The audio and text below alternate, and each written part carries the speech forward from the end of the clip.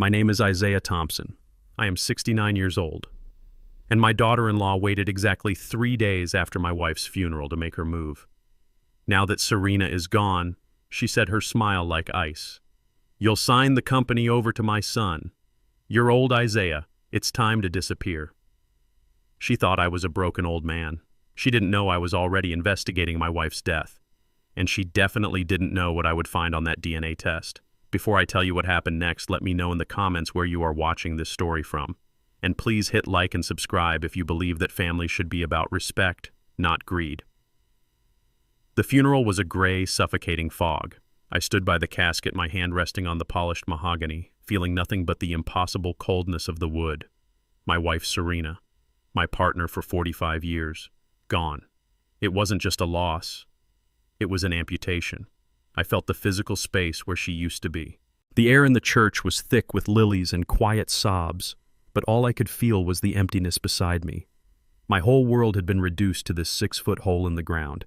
I was a 69-year-old man, the founder of a logistics empire worth hundreds of millions, and in that moment, I was just a ghost, hollowed out and adrift. Then I looked at my family. My son Andre was a complete wreck. He was 42, but he looked like a lost child, his face pale and puffy, his eyes vacant. He was leaning so heavily on his wife Heather that she seemed to be the only thing holding him upright.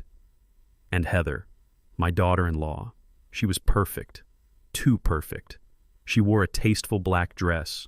Her makeup was flawless. She accepted condolences with a practiced somber grace. She squeezed Andre's arm, she dabbed at her eyes with a lace handkerchief, she murmured, "Thank you for coming," to the endless line of guests. But in the 2 hours I had been standing there, I hadn't seen a single genuine tear. Her eyes were not the eyes of a grieving daughter. They were the eyes of an executive scanning a room, assessing, calculating. They were sharp, and they were cold. While my son was drowning in grief, she was checking her phone tucked discreetly into her black purse. I saw the screen light up. Once, twice, 3 times. Who texts in the middle of their mother-in-law's funeral? Andre wouldn't have even noticed.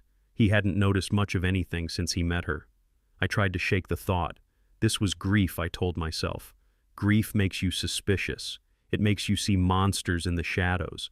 But as the service ended, I couldn't shake the memory of Serena's last 6 months. My wife had been sick for a long time, but her decline, it was so fast, so sudden at the end. Heather, a former nurse, had insisted on taking personal leave from her job to care for Serena at home. "It's the least I can do, Cha," she'd said, calling me Cha in that sweet tone she used. "She's my mother, too. I want her to be comfortable. I can handle her medications." We were all so grateful. I was grateful. Andre was grateful. We thought it was an act of love. But I remember Serena's words just a week before she passed. She was weak, her voice a dry rattle. She grabbed my wrist. Her fingers were bony, but her grip was tight. "Zay," she whispered, her eyes wide with a fear I didn't understand. "Zay. Heather, it's wrong. Something's wrong." I had shushed her. I told her it was the medication talking. I told her Heather loved her. Now watching Heather stand over Serena's grave like a conqueror, Serena's words echoed in my head. Wrong. The last guests finally trickled away. The cemetery staff waited patiently at a distance. It was just the 3 of us. Me, my broken son, and my flawless daughter-in-law. The sun was setting, casting long, cold shadows. Heather put a hand on my arm. Her touch was firm, not comforting. "Cha," she said, her voice low and all business. "We need to talk. Soon. About everything." I looked at her. "Everything about the future," she said, her gaze steady. "We need to make sure Serena's wishes are properly executed." A chill ran down my spine that had nothing to do with the evening air. Her wishes, Serena's only wish, was for her family to be happy. But Heather's voice, it didn't sound like she was talking about wishes. It sounded like she was talking about a contract. "We'll talk," I said, my voice hoarse. "But not today. Give me a few days." "Of course," she said, her smile tight. "Grieve. But we'll talk on Friday. Our house, 7 p.m. It wasn't a request. It was a summons. The next 3 days were the longest of my life. I walked through my empty house, Serena's scent still lingering on her pillow, her reading glasses still on the nightstand. I expected them to come over, to bring food, to sit with me, to share stories. They didn't. The house remained silent. On Friday, I drove to their sprawling suburban home in the gated community, the house I had paid the down payment for. I walked into my home office, the room I had set up for Andre when he joined the company, though he mostly just forwarded emails. I thought we were going to talk about Serena, about our memories, about how to move forward without her. I was a fool. Andre and Heather were sitting opposite my desk. They looked like they were conducting a corporate interview. Andre was fidgeting with a pen. Heather had a leather-bound portfolio in front of her. "Thank you for coming, Cha," Heather started. Andre didn't look at me. "This is my house, Heather," I said, my voice tired. She ignored me. "We know this is difficult. Andre is devastated." She put her hand on his and he flinched but then relaxed into her touch. "But we need to be practical. Serena is gone. And you're 69. You can't be expected to run a multi-million-dollar corporation on your own." I stared at her. "I've been running it on my own since 1978, Heather. Serena and we built it." "Exactly," she said, her voice hardening. "You built it, past tense. Now it's time to let it go. You're getting old. You've been forgetting things. You missed that meeting with the logistics union last month. You called your CFO by the wrong name." I felt a jolt of anger. The meeting was missed because Serena had a crisis that night. I called my CFO by his college nickname. She had been collecting every minor slip-up. "What are you saying, Heather?" She leaned forward. Her smile was gone. Her eyes were like chips of blue ice. "Now that the old woman is gone, there's no one left to protect you. You're confused. You're forgetting things. It's time to sign the company over to your heir." "My heir." I looked at Andre. "Andre is my heir." Heather laughed, a short, sharp, ugly sound. "No, not Andre. He's not built for it. We've decided. You'll put the company in Leo's name. Our son, your grandson." Leo was 5. "Andre and I," she continued, "will manage the trust until he comes of age. It's the only logical step to secure the Thompson legacy." "And what about me?" I asked, my voice dangerously quiet. She waved her hand dismissively. "You can retire. We'll give you a generous stipend. You can travel, or you can stay in your house. But the company, it's over for you. You can't handle it anymore. It's time to disappear. You'll put me on an allowance in my own company." "It's for the best," she said. "You'll sign the papers, or we will make you sign them." "Make me a competency hearing," she said, tapping the portfolio. "I've already had Andre documenting your episodes, forgetting meetings, confusion, emotional distress. A judge would see it our way. They would appoint Andre as your legal guardian. And she patted his hand, will do what's best for the family." My breath caught in my chest. This wasn't just greed. This was a coup. Planned, meticulous, and they were launching it on my wife's fresh grave. I looked at my son, the boy I taught to ride a bike, the boy I sent to the best schools, the man whose wedding I paid for, whose house I bought. "Andre," I said, just his name. He wouldn't look at me. He just stared at the polished surface of my desk. His face was pale. His hands were shaking. "Andre, look at me." He slowly, painfully lifted his head. His eyes were red. "Tell me this is a joke. Tell me your wife has lost her mind."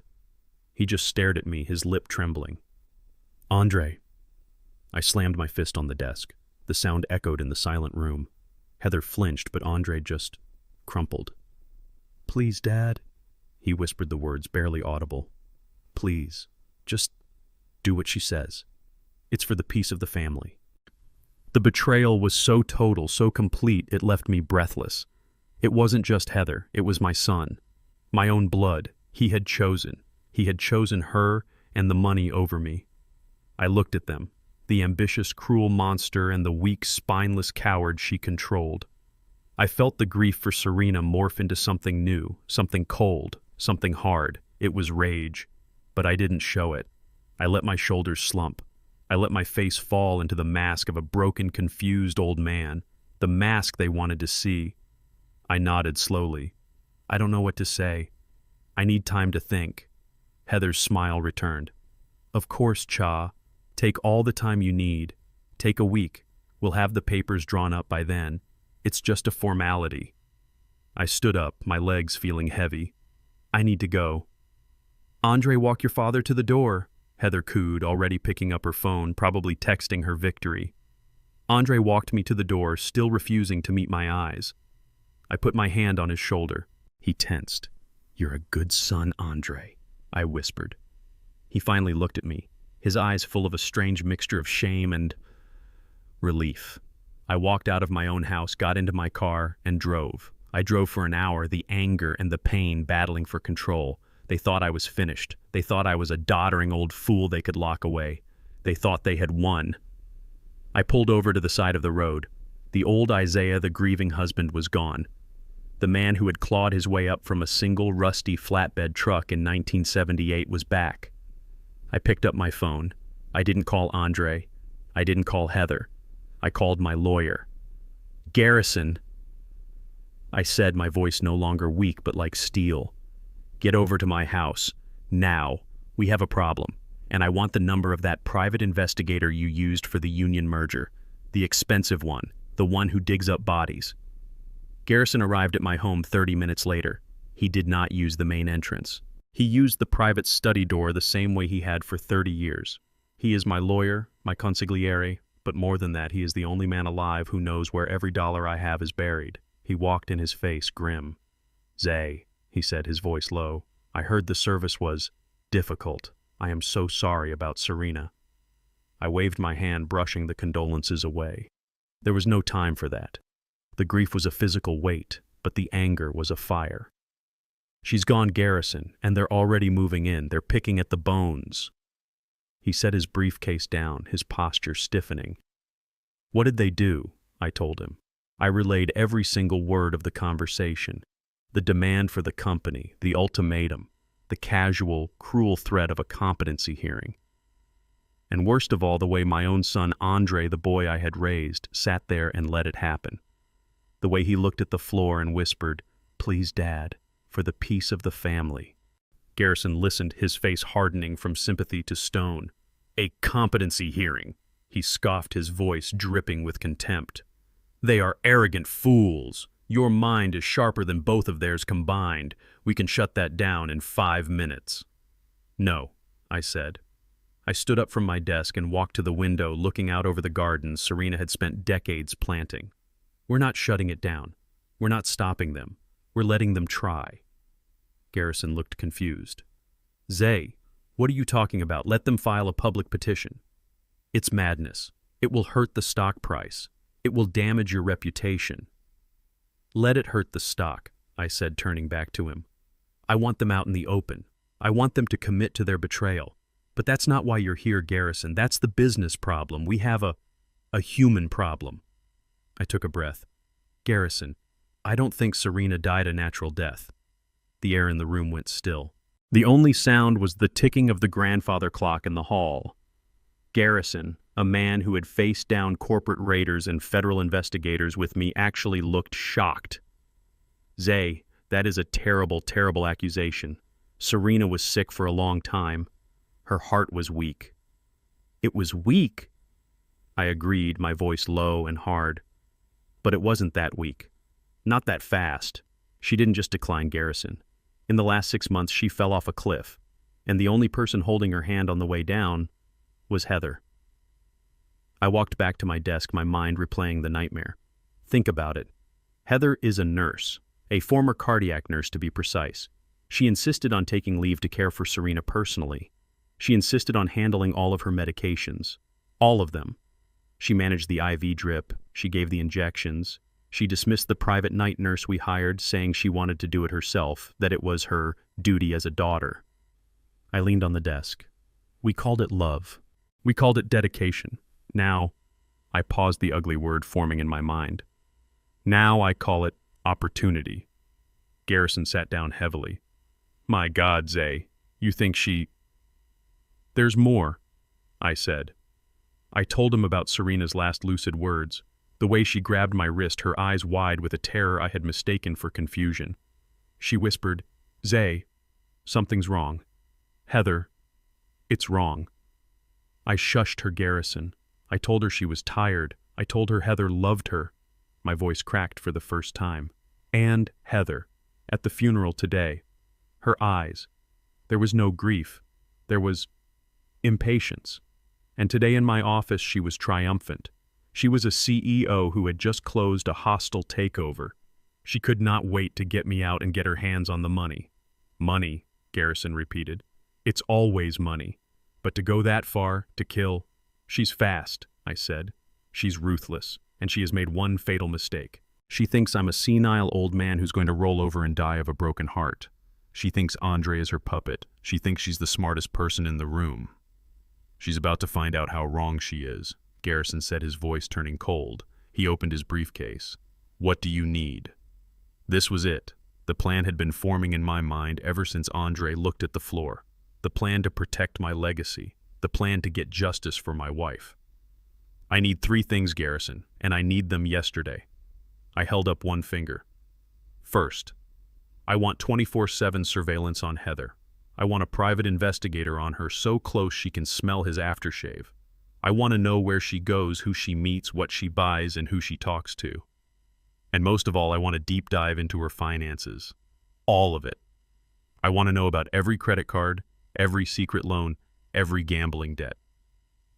"You think she's in debt?" Garrison asked, already writing. "A woman that desperate for money, that willing to cross lines like this, she's hiding something big. She's drowning. Find the hole she's trying to fill with my company." I held up a second finger. "Second, this one is harder. I want a DNA test on Leo." Garrison's pen stopped. He looked up, his jaw slack. "Zay, he's your grandson. He's Andre's son. You can't be serious." "Am I?" I shot back. "Look at Andre. Really look at him, Garrison. He's weak. He's been weak his entire life. He lets that woman walk all over him, poison his relationship with his mother, and now attempt to steal his father's entire legacy. He can't say no. He can't stand up for himself. He has no spine. And that child," I said, pointing to a silver-framed photo on my desk, "is not weak.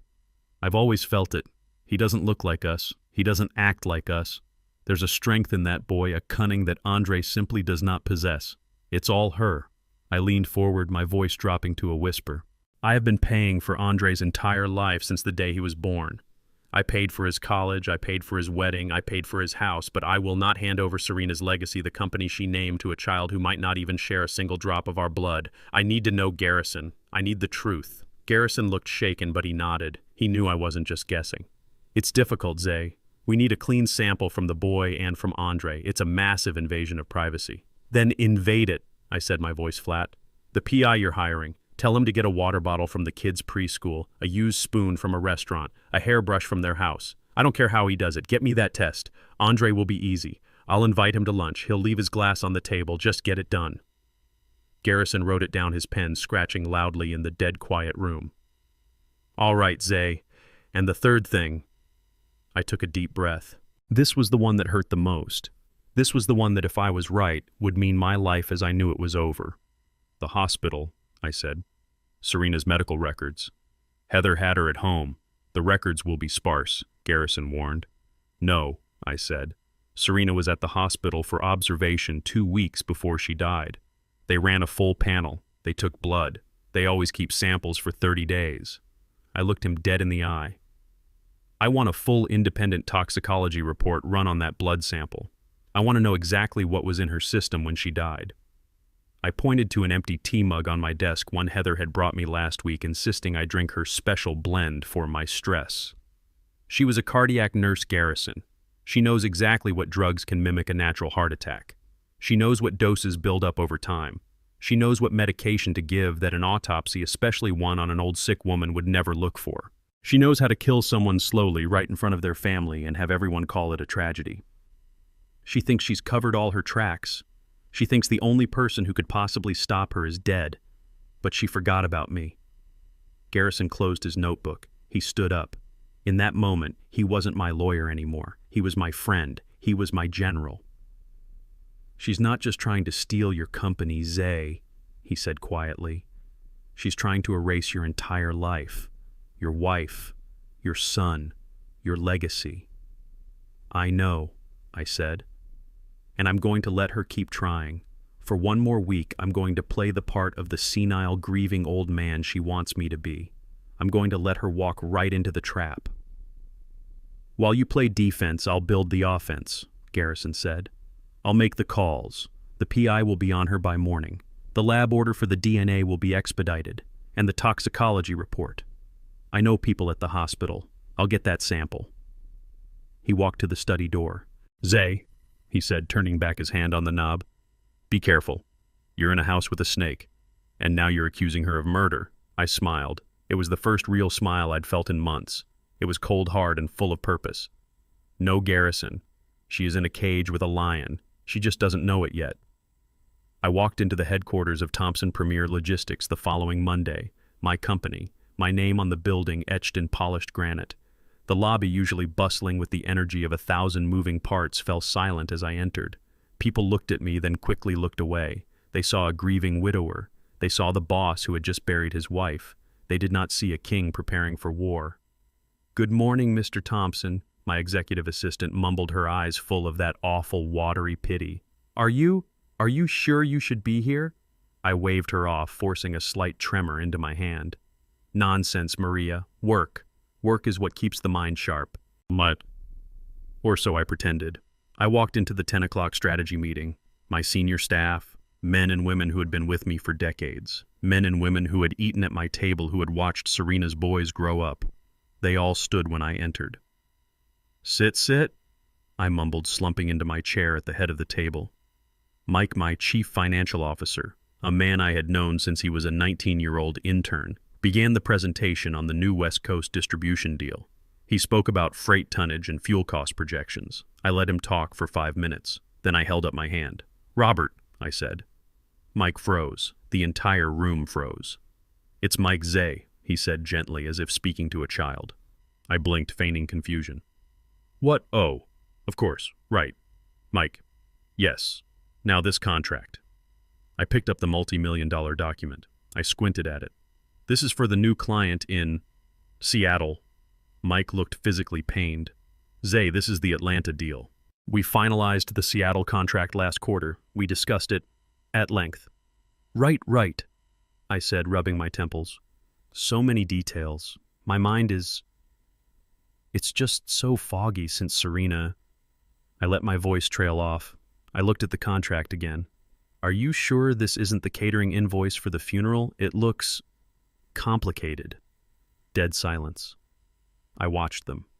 My most loyal team. I saw the looks they exchanged. It was a look of pure, unadulterated terror. Not for me. For the company. For their futures. The rumors were starting. I could almost hear them. Zay is losing it. He's done. He's mixing up multi-million-dollar contracts with catering invoices. The old man is finished. It had to be done. Heather's spies were everywhere in this building. I needed the narrative to be strong. I needed her to believe I was incompetent. I needed her to get comfortable. That evening they came to my house. Andre and Heather. They didn't call first. They used Andre's key. I was in my study pretending to read a financial report upside down when they just appeared at the door. "Cha," Heather said. Her voice was a disgusting syrup of fake concern. "You look exhausted. Andre told me what happened at the meeting today. You're pushing yourself far too hard. You shouldn't even be at the office." Andre, my son, my boy, stood behind her like a well-dressed shadow, nodding on cue. "She's right, Dad. You should be resting. We can handle things at the office for a while." "Handle what?" I mumbled, looking up slowly. "Handle the papers. I don't..." "Just the day-to-day, Cha," Heather said, gliding into the room. She placed her cold hand on my shoulder. Her touch felt like a spider. "You just sit down. I brought you something. I know how stressed you've been." She went into my kitchen. My kitchen. Serena's kitchen. I heard the tap run. I heard the clink of a mug. I heard the kettle whistle. Andre sat in the chair across from me, looking everywhere but at my face. "She's just worried, Dad. We're all worried." "I know, son. I know," I said, my voice weak. "She's a good wife. So good to me." The lie tasted like ash in my mouth. Heather returned. She was carrying my favorite mug, the heavy ceramic one Serena had given me 20 Christmases ago. The mug was steaming. "I made you my special herbal tea," she said, her smile wide and bright. "It's an old family recipe. It's for memory and for relaxation. You really need to relax, Cha." She handed me the mug. I looked at the dark liquid. It smelled strange, earthy, with a faint, bitter undertone beneath the scent of lavender. Was this it? Was this the next step? Was she poisoning me just as she had poisoned my wife? Or was this just another test of her control? It didn't matter. The performance was the only thing that mattered. I took the mug with a trembling hand, letting my fingers shake just enough to be convincing. "Thank you, Heather. You are so good to me. So much better than I deserve." I lifted the mug to my lips. I saw her eyes. They were locked on my mouth, waiting, expecting. I pretended to take a small sip, then coughed violently, a rattling theatrical cough. "Oh," I choked out, spilling a little on my shirt. "Oh dear, so sorry, so clumsy of me. I need a napkin." Heather sighed. I saw the flash of annoyance cross her face before she buried it under a mask of concern. "Of course, Cha. Honestly, you're a mess. I'll get one." She turned and walked back toward the kitchen. The second her back was to me, my hand was as steady as forged steel. In one swift, silent motion, I poured the entire contents of the hot mug into the large, dense soil of the potted fern Serena had kept by my armchair for a decade. The soil hissed quietly, absorbing the dark liquid in an instant. I put the empty mug back on the saucer just as she returned, dabbing a wet cloth. "Here you go," she said, wiping my chin as if I were a baby. I wiped my lips. "Ah, thank you, dear. It's very strong, but I feel warmer already." I leaned back in the chair, closing my eyes, letting my breathing go deep and slow as if exhausted. I watched her through my eyelashes. She picked up the empty mug. She looked inside it, confirming it was drained. And then I saw it. The look I had been waiting for. It wasn't just satisfaction. It was triumph. A small, tight, victorious smile played on her lips. She thought I had drunk it. She thought I was weak. She thought I was stupid. She thought the senile, broken old man was doing exactly what she wanted. She thought she had won. That's right. I thought the rage burning cold and pure in my gut. "You believe the lie, Heather. You believe I'm finished. The bigger the fool you think I am, the harder you will fall." I stared at the potted fern by my armchair. The leaves, once a vibrant, healthy green, were already turning a sickly yellow-brown at the edges. Heather's specialty was potent whatever it was. I found myself wondering, with a cold sickness in my stomach, how many cups of that it had taken to weaken Serena's strong heart. How many times had I watched her drink it while Heather smiled and called her Mom? My phone buzzed, not my main phone, my private line, the one only Garrison, my lawyer, had the number to. I checked the hallway. Andre and Heather had left an hour ago, satisfied I was sure that the old man was medicated, docile, and grieving.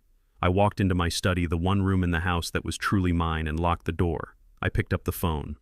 "Talk to me." Garrison's voice was quiet, professional, but I could hear the electric tension in it. "Zay, the private investigator is good. He's been on her for 72 hours, and it's worse than we thought." I sat down heavily in my old leather chair. The chair Serena had bought me with my first big bonus back when we thought we were kings. "Worse how Garrison don't sugarcoat it. Just give it to me straight." "Right," Garrison said. "First, your daughter-in-law is a prolific liar. She told Andre she was going to a grief yoga session and a spa day today. And she didn't," I asked, though I already knew the answer. "Oh, she went to a spa all right," Garrison said, his voice dripping acid. "The spa and casino at the Monarch Hotel, the High Rollers Lounge Zay, the one you need a $100,000 credit line just to get into." I felt a cold knot tighten in my gut. Serena and I, we built an empire, but we never lived like one. We lived in the same house for 40 years. The Monarch was for fools with new money desperate to prove something. "She's a gambler," I whispered. It wasn't a question. "She's not just a gambler, Zay. She's a desperate one. The PI ran her financials. You were right. She's drowning. It's not just the $150,000 you suspected. That's just the credit cards we can see. She has private markers, Zay, to some very unsavory people. We're looking at a total debt closer to $300,000. $300,000. The number hung in the air. I did the math. That was almost the exact amount Andre had lost on that bad housing investment last year. An investment Heather had pushed for, insisted on. An investment I had quietly bailed him out of, thinking he'd just been naive. I hadn't bailed out my son. I had paid his wife's gambling debts. She's been bleeding us dry for years. I said the words flat. It gets worse, Garrison continued. She's not just gambling, she's reckless. This afternoon, after she left the casino down by the way, the PI estimates she lost another 20 grand she didn't have. She didn't go home. Where did she go? A motel. The sleepy haven off the interstate. The kind of place that rents rooms by the hour. Peeling paint, broken neon sign, the whole 9 yards. A motel. My son's wife. I felt a surge of disgust so profound it made me nauseous. Who was she meeting? A man. The PI got photos. He's middle-aged, Caucasian, drives a nondescript sedan. They were in the room for exactly 1 hour. Then she left and he left 10 minutes later. An affair, I said. It was almost a relief. An affair is simple. An affair is just a grubby, common betrayal. What I was suspecting, what I was afraid of, was so much darker. We're running his plates as we speak, Garrison said. I'll have a name for you within the hour. But Zay, the PI sent the photos. They're not pleasant. It's clearly her. She's wearing the same beige coat she wore to your house this morning when she brought you that tea. I closed my eyes. Andre. My poor, blind, stupid boy. His wife wasn't just a compulsive gambler. She was cheating on him. She was cheating on him, stealing from his father, and had likely just murdered his mother. And she had him so terrified, so twisted, so manipulated, that he was willing to help her destroy his own father, to protect her. Send me the photos, Garrison, I said. Zay, are you sure you don't need to see this? Send me the photos. My voice was quiet, but it was the voice I used when I closed billion-dollar deals. It was an order. I need to see exactly who I'm fighting. I need to see the face of the man who is complicit in destroying what's left of my family. All right, Garrison sighed. They're coming to your secure email now. The name of the man will follow as soon as I have it. One more thing, Garrison, I said before he could hang up. The other 2 items, the DNA and the medicals. The PI is on it. He got the sample from the boys' preschool this afternoon, a plastic water bottle from the trash can. Andre's sample. You're having lunch with him tomorrow. Yes. He thinks he's coming to check on my mental state again, to see if I'm ready to sign the papers. Good, my man will be at the restaurant bussing tables. Just leave the water glass on the table when you leave. He'll handle the rest. The lab is standing by. We'll have the paternity results in 48 hours. And Serena?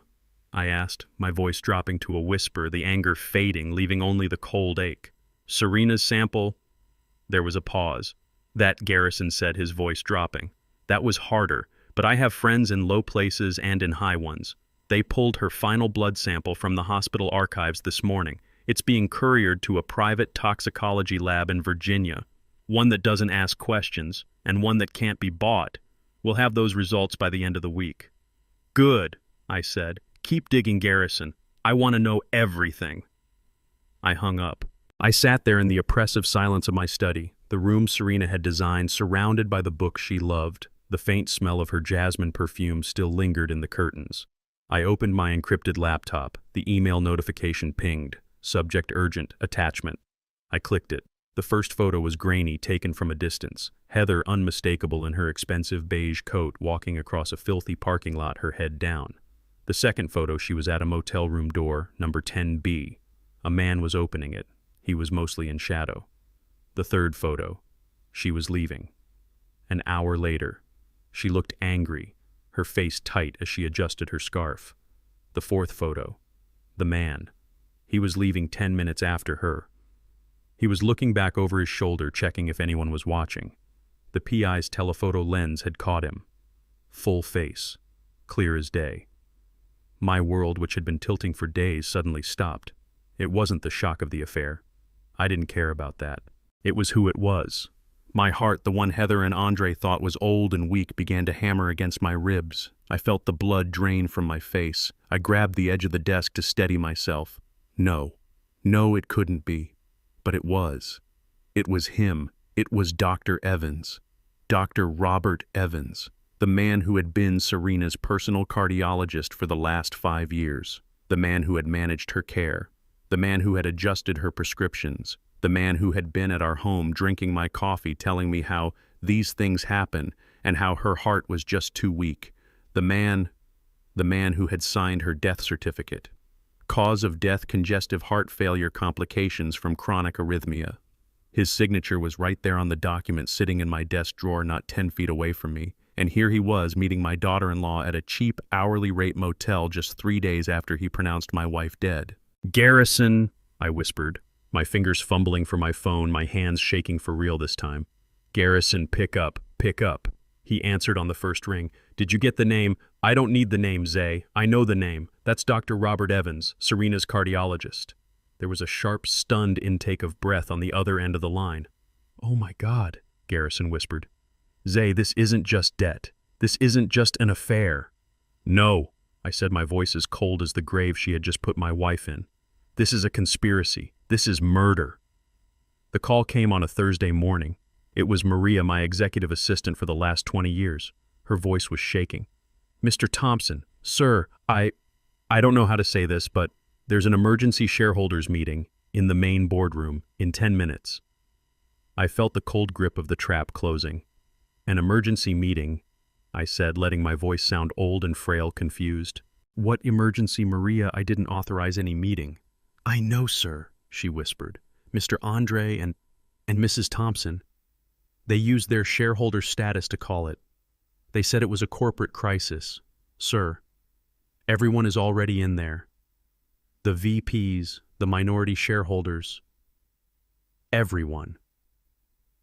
"Thank you, Maria," I said, and hung up. I stood up slowly.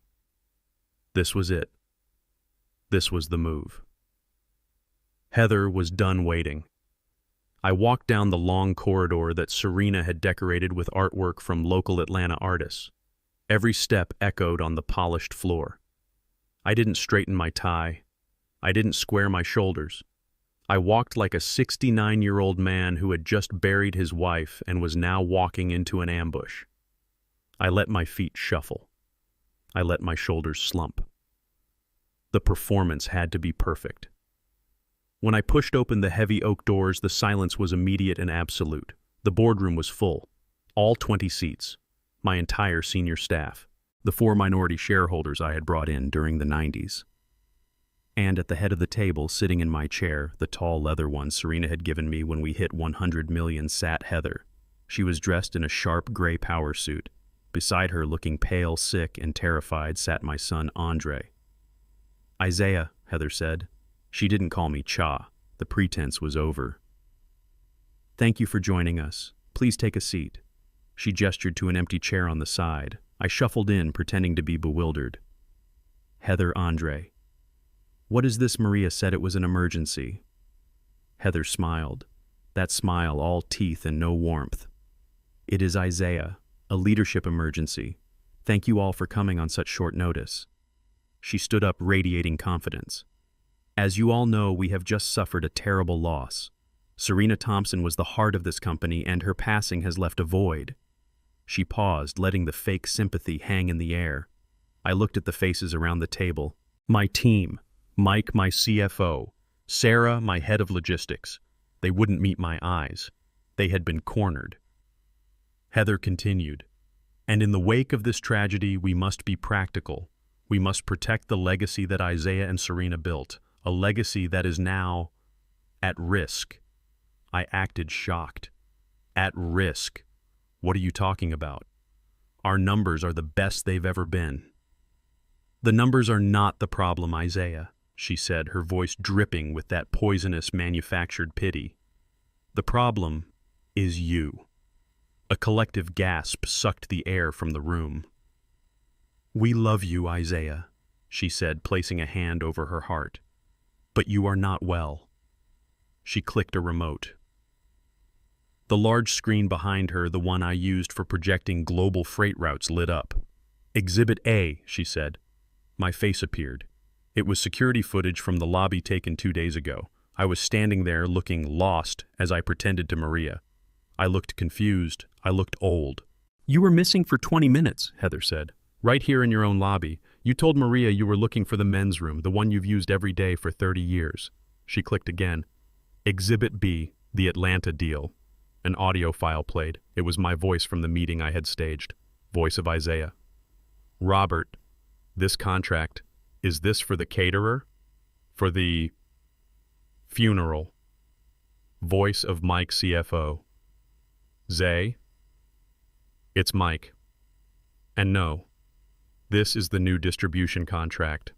For Atlanta, it's worth $9 million. The shareholders looked horrified. Mike in the room sank lower in his chair, his face red. He confused a $9 million logistics contract with a catering bill. Heather announced, her voice filled with grave concern. "He is forgetting names. He is confusing critical documents. He is hallucinating.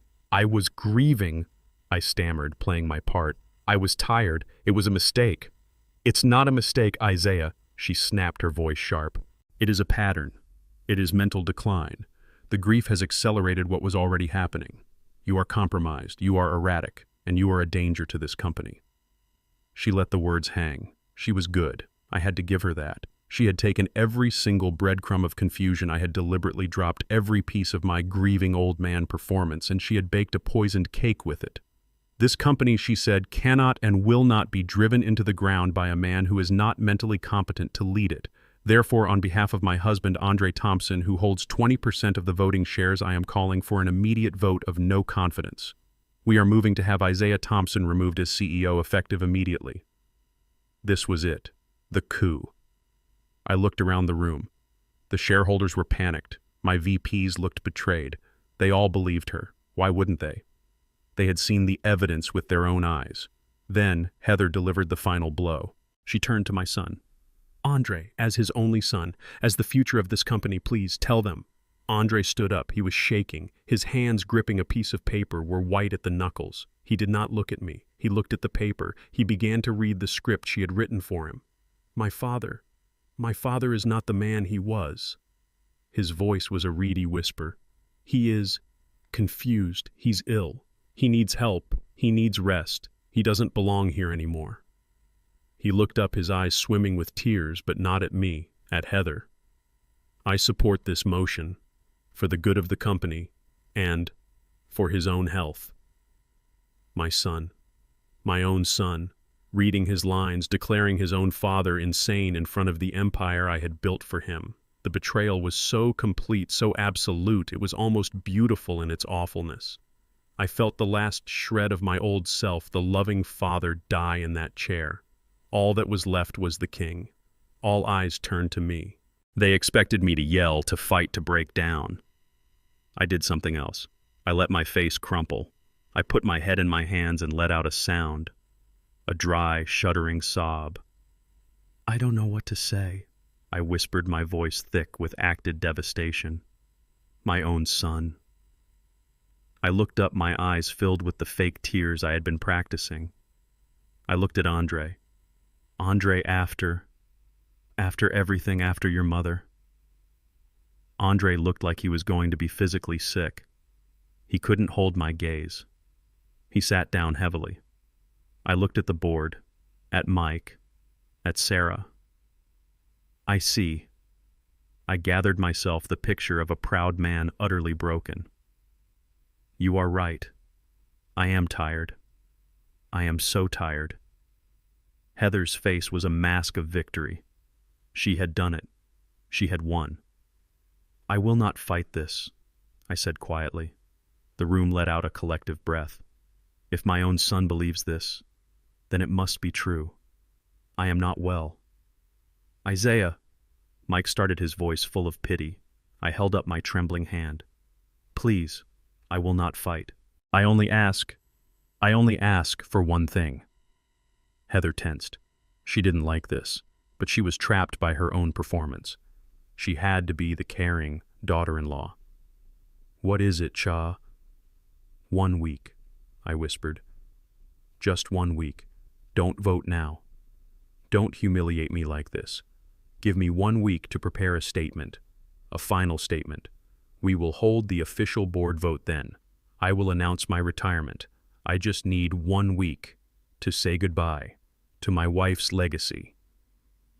It was the perfect move. The shareholders, seeing a broken old man, nodded in sympathy. It was the least they could do. Heather looked furious. She wanted the kill now, but she was outmaneuvered. She looked at the faces of the shareholders and she knew she had to agree. Of course, she said, her voice tight with forced sweetness. 1 week. We will finalize the transition. Then. I nodded, not looking at her. I looked broken. I pushed my chair back, my movements slow and pained. I shuffled out of the boardroom. I didn't look back. I heard the sympathetic whispers as the door clicked shut behind me. I walked down the corridor. Once I turned the corner out of sight of the boardroom, I stopped. The stoop was gone. The tremor in my hands vanished. I stood up straight. I pulled out my private phone and dialed Garrison. It's done, I said, my voice like ice. She took the bait, the hook, the line, and the sinker. Garrison's voice was tense. How much time do we have? 1 week, I said. She gave me 1 week. It's not enough time for the full tox report from Virginia, he said. I don't care, I said, walking towards the elevator. But it's more than enough time for the DNA results. Call the lab. Tell them I'll pay double. I want that paternity test on my desk by Monday. 1 week. She thought she was giving me 1 week to grieve. I was giving her 1 week to live as a free woman. My son's words hit the room like a physical blow. He doesn't belong here anymore. The silence that followed was absolute. 20 executives, men and women I had hired, whose children's college tuitions I had paid for, stared at their polished desks. No one would look at me. No one would look at Andre. They were all just waiting for the old lion to either roar or to die. Heather was watching me, her face a perfect mask of triumph. She had done it. She had turned my own son against me in public. I felt the rage rise a white-hot furnace in my chest. I wanted to stand up, to overturn the table, to grab Andre by his $1,000 suit and shake him until his teeth rattled. I wanted to scream at Heather that I knew about her gambling, her debts, her motel rooms, but I did none of that. Instead, I let the rage drain away, and I pulled up the only emotion that mattered in that moment, the one thing they expected from me, pure, bottomless grief. I let my shoulders slump. I slowly raised my head, not looking at Heather, not looking at the board. I looked only at my son, Andre. He was still standing, shaking his script crumpled in his fist. Andre, I whispered. My voice was a dry, cracked thing. It sounded pathetic. It sounded perfect. Andre, even you. He couldn't hold my gaze. He looked away, his face pale, his eyes swimming in the shame he so richly deserved. I never thought. I let my voice break.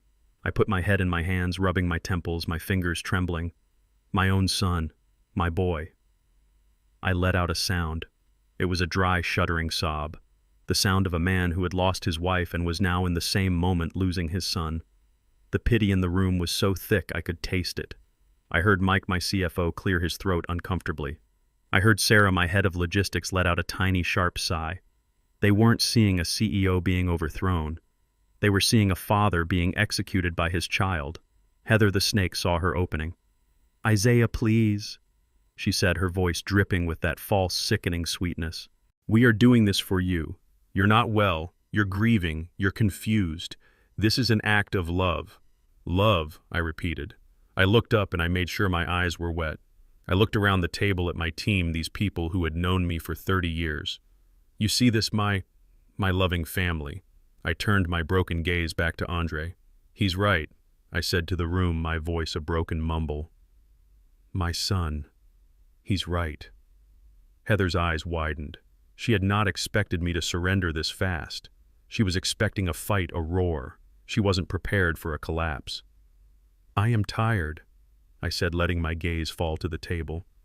I am so tired. My Serena, she's gone. And now, this.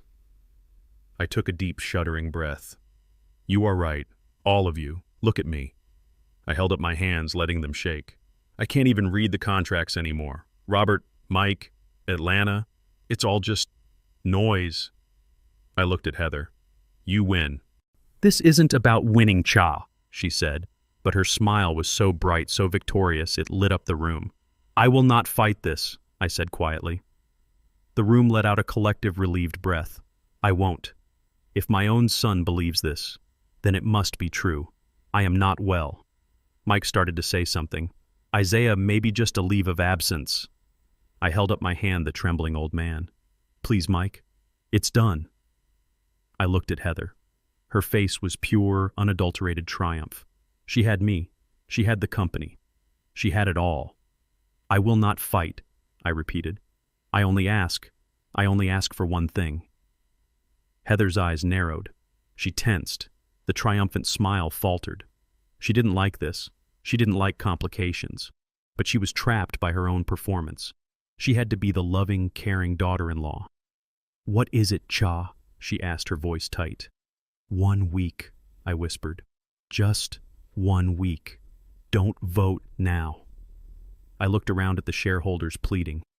Please, don't humiliate me. Don't put removed for incompetence in the company history, not while Serena's flowers are still fresh on her grave. I saw Sarah wince. I had them. Give me 1 week, I begged. Let me prepare a statement, a final statement. We will hold the official board vote then, next Friday. I will announce my retirement. I will endorse Andre. I just need 1 week to say goodbye to my wife's legacy, please. It was a masterpiece. I was a broken old man pleading for his dignity. How could they refuse? The shareholders nodded immediately. Of course, Zay, one of them said. It's the least we can do. Heather was furious. I could see the muscle jumping in her jaw. She wanted the kill now. She wanted my signature now. She didn't want to give me 1 week. But she was outmaneuvered. She looked at the sympathetic, pitying faces of the board members, and she knew she had to agree. She forced her smile back on. Of course, Cha, she said, her voice strained. 1 week. It's a wonderful idea, a proper send-off. We will finalize the transition then. Thank you, I whispered. Thank you all. I pushed my chair back, my movement slow, pained. I felt like I was 100 years old. I used the table to pull myself up. I didn't look at Andre. I couldn't. I just shuffled defeated toward the door. I didn't look back. I heard the chair scrape as Heather, the new queen, retook my seat at the head of the table. I heard her voice all business now. All right, everyone. Now that that's settled, let's discuss the transition plan. The heavy oak door clicked shut behind me, muffling her voice. I stood in the corridor for a long moment. Then I walked around the corner out of sight of the boardroom, away from the security cameras, and I stopped. The stoop was gone. The tremor in my hands vanished. The grief on my face was replaced by a mask of cold, hard granite. I stood up straight, my back as strong as the steel I used to haul. I pulled out my private encrypted phone. I hit the single number on my speed dial. Garrison. He answered on the first ring. How did it go? She took it. I said, my voice no longer the whisper of an old man, but the flat, cold command of a general, the hook, the line, and the sinker. Garrison let out a breath. How much time do we have? 1 week, I said, walking toward the private elevator to my penthouse office. She thinks she's giving me a week to prepare my surrender. I'm giving her 1 week to live as a free woman. It's not enough time for the full toxicology report from Virginia, he said, his voice worried. I don't care, I snapped. We have the photos, we have the gambling debts, but what I need by Monday is the DNA. Zay, the lab said. I don't care what the lab said, I interrupted, stepping into the elevator. Call them. Tell them I'll pay double. Tell them I'll buy the lab. I want those paternity results on my desk by Monday morning, sealed. All right, and the final meeting. I smiled. A cold, thin smile that held no humor at all. Oh, she's already planned it. Next Friday. She thinks it's her coronation. The elevator doors slid shut. And Garrison, I said into the phone, make sure everyone is at that meeting, the entire board, my VPs, and call Heather's parents. Tell them Isaiah Thompson is personally inviting them to celebrate their daughter's new role as head of the company. I want them to have a front row seat for the show. The call came at 11 p.m. I had been sitting in my study for hours in the dark, watching the headlights of distant cars sweep across the walls. I was playing the part of the broken man, but the truth was, I wasn't grieving anymore. I was waiting. My private phone, the one only Garrison knew about, buzzed on the desk. I picked it up on the first ring. "I'm coming over." Garrison's voice was tight, strained. "Don't use the front door. I have it." He hung up. He didn't need to say what it was. This was the one. The report from the lab in Virginia. The report that would tell me if I was a paranoid old man or if my wife had been murdered. I walked to the side study door, the one that opened onto the dark garden path Serena had loved so much. I unlocked it. 10 minutes later, I saw his shadow. Garrison looked terrible. He wasn't just tired, he was shaken, haunted. This was a man who had navigated billion-dollar hostile takeovers with me, a man who had faced down federal investigators without blinking. Now he looked like he had seen a ghost. He didn't say hello. He just walked past me into the dim light of my study and placed a thick sealed manila envelope on my polished desk. The sound was flat final. "From Virginia Zay," he said. "They processed it as a priority one. The lab director owed me a favor." I stared at the envelope. It was just a piece of paper, but it felt like a bomb. If I opened it, there was no going back. If I opened it, the woman my son loved, the mother of the boy I thought was my grandson, might be a killer. If I didn't open it, I would be betraying Serena's memory forever.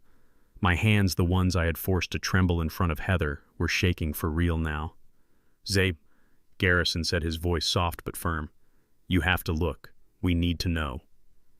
I nodded. I took the heavy brass letter opener from my desk, the one Serena had given me. I slid the blade under the seal. The sound of the paper tearing was the only noise in the universe. It sounded like a scream. I pulled out the pages. They were covered in medical jargon, chemical symbols, percentages, and numbers. My eyes blurred. It was meaningless. "Garrison, I'm not a scientist. What am I looking at? Just tell me." Garrison leaned over the desk, his face illuminated by my small desk lamp. He flipped past the first 2 pages. "Here," he said, his finger tapping the paper. "Page 3, Section 5, cardiac glycosides." I read the word. Digoxin. I knew the name. It was a heart medication, a powerful one. My mind flashed back to a conversation with Dr. Evans. Serena had a weak heart, yes, but she wasn't on digoxin, I whispered, looking at Garrison. Evans had her on a beta blocker and an ACE inhibitor. I remember the names. I picked up the prescriptions myself. It was never digoxin. "She wasn't prescribed it, Zay," Garrison said, his voice flat dead. "That's the point. Now, look at the levels." I followed his finger to a number at the end of the line. 5.2 nanograms per milliliter. I looked up, confused. "What does that mean, Garrison? What does that number mean?" Garrison closed his eyes for a second as if bracing himself. "It means," he said, his voice like gravel, "that the normal therapeutic level for a heart patient is between 0.8 and 2.0. Doctors start getting nervous if it hits 2.5. Anything over 3 is considered highly toxic. Anything over 4 is catastrophic. A kill dose." He paused, and then he said the words that would change my life forever. "She had 5.2 in her system, Zay. 5 times the safe limit." The room tilted. I grabbed the edge of the desk. 5 times. It wasn't an accident. It wasn't a mistake. It was a flood. It wouldn't have been instant. Garrison continued, his voice quiet, like a surgeon describing an operation. "It would have been slow, gradual, nausea, confusion, dizziness, blurred vision, weakness." My blood ran cold. "All the things," I whispered, the horror rising in my throat, "all the things we thought were just, the illness getting worse. All the things Heather kept reporting to us." I could hear her voice in my head. "Oh, Serena's having a bad day. She's so confused she doesn't know where she is. She's so nauseous, poor thing, I'll give her something for it. She's just so weak, Zay. I think it's near the end." "She wasn't declining," I said, my voice shaking with a rage so profound it was almost silent. "She wasn't confused. She was being poisoned. Right in front of me. In my own house." "And who," Garrison added, his voice like ice, "was the only person administering her medications. The only one with the medical knowledge to use a drug like digoxin A drug that perfectly mimics the symptoms of natural heart failure in an already sick patient. Heather, I whispered. She was a cardiac nurse, she told me, at the university hospital back when she still worked. She would know. She would know the drug. She would know the dosage. She would know exactly how much to give and how often to make it look like her heart just gave out. An old sick woman. Who would ever question it? I looked at the picture of Serena on my desk. She was smiling at me, vibrant and alive from that trip we took to Italy, the one before Andre even met Heather. Her eyes were so full of life. I slowly, carefully folded the report. My hands were perfectly steady now. The grief was gone. The confusion was gone. All that was left was a cold, pure, diamond-hard certainty. Garrison, I said, my voice quiet but lethal. You said the DNA results are coming on Monday. Yes, Say. The lab confirmed. Good. I placed the toxicology report in my personal safe and spun the dial. Because this isn't a competency hearing anymore. This isn't a corporate takeover. I locked the safe, the heavy thud of the bolt echoing in the room. I turned to my friend. This is murder. It's Monday, the day after the toxicology report, the day after I confirmed my wife was murdered. I spent the morning at lunch with Andre. It was the most disgusting meal of my life. I sat there playing the part of the confused, grieving father. I accidentally spilled water. I forgot his wife's name. I let my hand shake as I sipped my iced tea. And Andre, he watched me. He watched me like a hawk, nodding his face, a mask of false sympathy, barely able to hide his impatience. He thinks I'm finished. He thinks I'm a fruit ripe for the plucking. I left the restaurant, leaving my water glass and my napkin on the table. Andre paid the bill like a big man, and I watched in the rearview mirror as Garrison's man dressed as a busboy cleared the table. Now I am in my study, waiting. The silence is unbearable. Every tick of the grandfather clock in the hall feels like a hammer blow. I stare at the picture on my desk. Me, Serena, Andre, and the boy Leo at his 5th birthday party. We look happy. We look like a family. What a magnificent, poisonous lie. Garrison enters without knocking. He doesn't look haunted, not like last night. He looks grim. His face is set as if he's preparing for a funeral. He is holding a single, standard-sized, clinical-looking envelope. The lab just sent the courier, he says. His voice is flat. I look at the envelope. It's so thin. The toxicology report was thick, full of pages full of data. This is just one sheet of paper. One sheet that will either confirm my last hope or sever my final tie to the man I raised. They got both samples.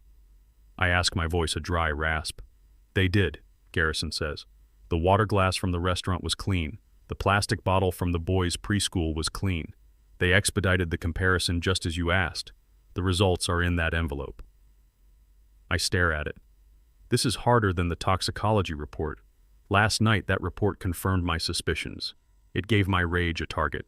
But this envelope could erase my son. I think of Andre, my weak, foolish, spineless son.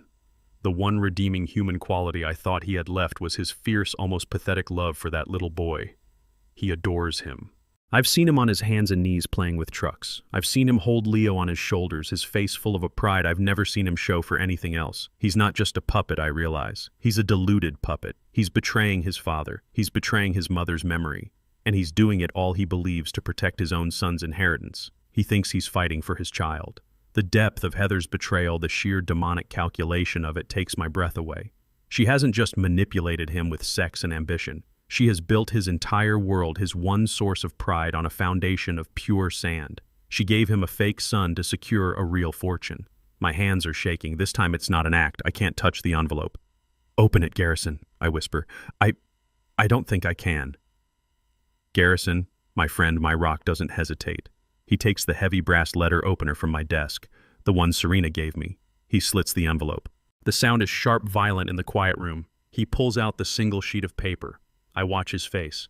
Garrison has the best poker face in the state of Georgia. I have seen him stare down federal judges and corporate raiders without so much as blinking, but I know his tells. I see the tiny muscle in his jaw clench just once. I see his eyes just for a fraction of a second widen, not in shock, in disgust. He closes his eyes. He takes a deep, slow breath. Then he looks up at me. His face is full of a pain that mirrors my own. Zay, he starts, his voice gentle. Just read the damn paper, Garrison. I snap. He nods. He looks down at the paper. His voice is flat, clinical. Paternity analysis report. Case file 44B91. Subject A, Andre Thompson. Subject B, Leo Thompson. He pauses. He looks at the bottom line. I can see it even upside down. A long line of technical data, and then at the end 2 words. Garrison reads them aloud. Probability of paternity 0%. The words just hang in the air. 0%. It's not unlikely, it's not inconclusive. It is 0. I feel nothing. A strange, cold, terrifying calm. The grief for Serena, the rage at Andre, the shock of the murder, it all just compresses, pulling inward until it becomes a single, hard, perfect point of ice in the center of my chest. All of it. A lie. I remember Andre in the hospital the day Leo was born. He was crying, holding that tiny baby. He looked at me, his face glowing. "Look, Dad," he said. "A Thompson. Another Thompson man. My son." The pride, the joy. It was all a farce. A grotesque, humiliating farce. "Who?" I whisper. The word is barely a breath. "Does it matter?" Garrison asks quietly. "It matters," I say. "Who is the father?" "We don't know," Garrison says. "The test only compares Andre to the boy. It doesn't identify the real father." Zay, my God, she passed another man's child off as Andre's, as yours, as the heir to the Thompson fortune. I start to laugh. It's a horrible sound, a dry, rasping bark that echoes in the study. She didn't just murder my wife, Garrison. I say, the laughter turning into something else, something terrifying. She murdered my son. She murdered my bloodline. She stole everything. Andre, my foolish, pathetic boy. He isn't just a traitor. He's the biggest fool in this entire story. He's not an accomplice. He's the mark. He's the victim. He is betraying his father. He is desecrating his mother's memory. All for a child that isn't his. All for a woman who was playing him and her lover and me all at the same time. The coldness in my chest solidifies. It is no longer ice. It is steel. My rage is gone. My grief is gone. All that is left is the CEO, the man who builds, and the man who destroys. "Garrison," I say. My voice is perfectly calm. He looks at me worried. "Zay, that meeting, next Friday, is it confirmed?" "Yes. The whole board, all VPs, everyone. They're all expecting your retirement speech." "Good." I walk to my large desk calendar. I look at the date, Friday, the 13th. How appropriate. "I want you to add some names to the invitation list," I say, pulling out a pen. "Who?" "I want Heather's parents there. Fly them in, first class.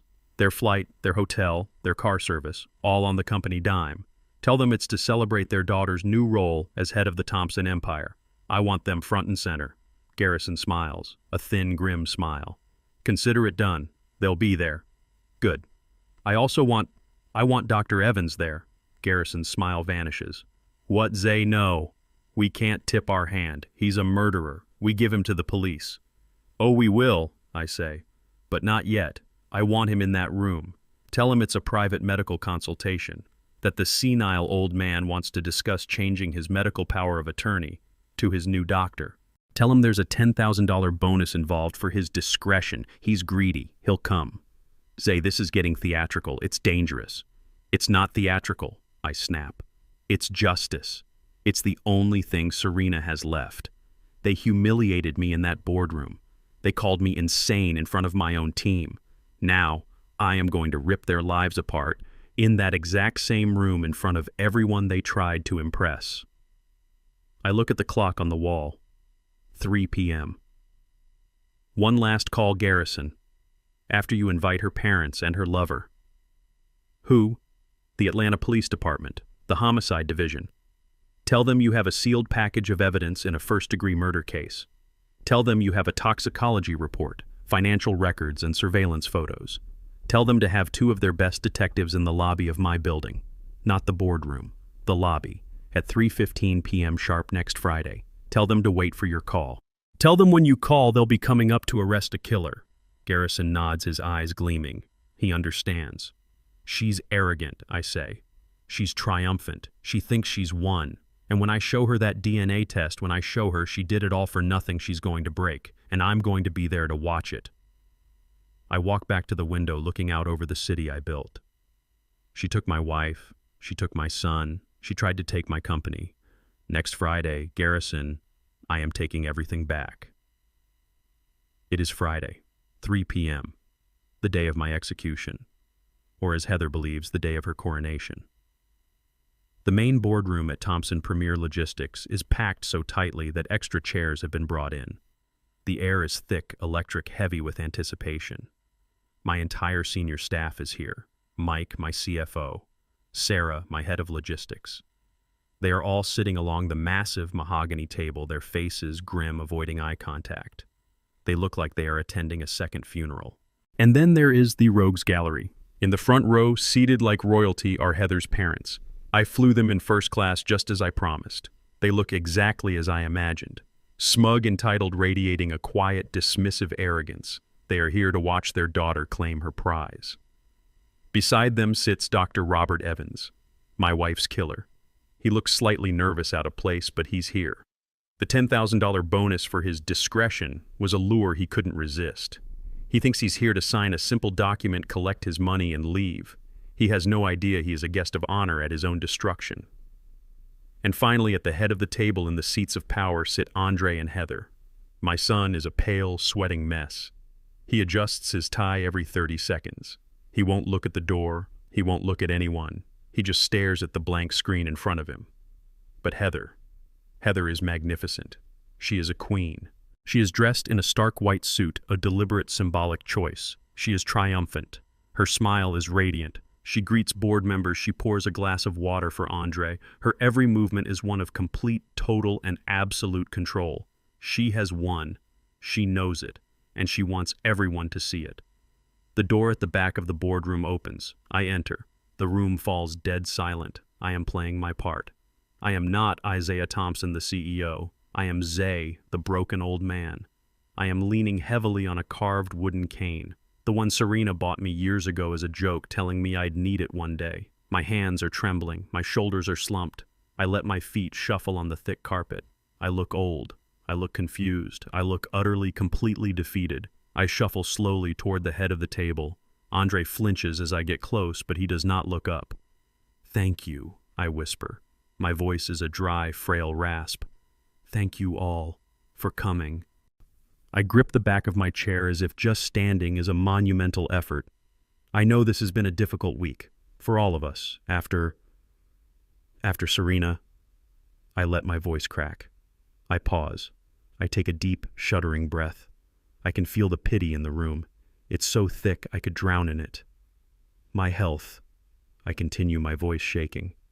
As my family has rightly pointed out, my health is not good. I look at Andre, a look of a broken father. My son, he was right. I am tired. Heather decides she has let this pathetic display go on long enough. She stands up. She puts a hand on my arm, a gesture of patronizing false comfort. Her smile is bright, blinding. "Cha, please," she says, her voice loud and clear for the entire room to hear. "Let me. You shouldn't have to strain yourself." She turns to the board. She is in command now. This is her room. "Thank you all for being here," she says, her voice ringing with confidence. "As you know, my father-in-law Isaiah has been through an unimaginable loss, and it has accelerated his condition." She looks at me, her eyes full of that perfect, practiced, poisonous sympathy. "He is a great man, a legend, and that is why this is so hard. But we as his family must do what is right for him and for the company he and Serena built." She clicks a remote. The giant screen at the end of the room, the one I had used for my performance last week, remains blank. This time she doesn't need fake evidence. She has my surrender. My father-in-law she continues, her voice smooth as silk, has come to a brave and necessary decision. After much discussion with the family, he has decided that it is time to step down. It is time to retire. A wave of respectful, quiet applause murmurs through the room. They are all relieved. The crazy old man is going quietly. The company is safe. I just stand there, head bowed, leaning on my cane. The perfect picture of a defeated king. Heather smiles, soaking in the moment. She is not done. And, she says, raising her voice, he has also made a decision about the future of Thompson Premier Logistics. He has decided to pass the torch to secure the legacy. He has decided to transfer his controlling shares and the role of CEO to his only heir, to his grandson, my son, Leo Thompson. More murmurs. This is fast, but logical. The old king abdicates. The young prince, though only 5, is named successor. Of course, she adds with a little self-deprecating laugh, a 5-year-old cannot run a company of this size. So as Leo's legal guardians, my husband Andre and I will act as co-regents. We will be the interim co-CEOs, managing the trust and steering this great company into the future, just as Isaiah and Serena would have wanted. She puts her arm around Andre's shoulder. He looks up dazed like a man in a dream. Her parents in the front row are beaming. They are now the parents of the acting CEO of a $100 million corporation. Heather looks at me, her smile a mixture of pity and pure unfiltered triumph. She did it. She killed the wife. She neutered the son. She dethroned the king. It is her perfect moment.